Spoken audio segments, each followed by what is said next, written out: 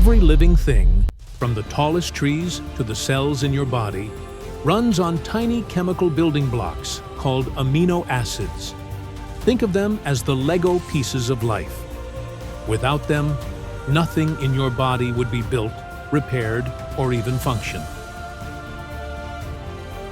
Amino acids are the raw ingredients our bodies use to make proteins, and proteins make you.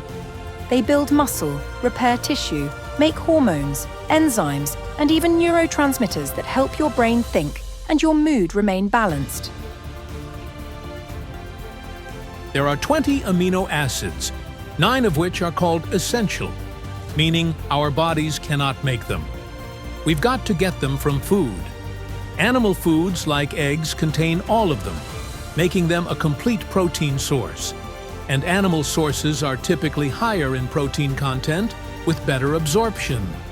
For these reasons, obtaining our amino acids from animals is the most efficient. That said, plants can provide an abundance of our amino acid needs when they are mixed and matched smartly. In this series, we'll explore each amino acid, what it does, how it affects our bodies, what too little or too much looks like, and the best whole food sources to get it from.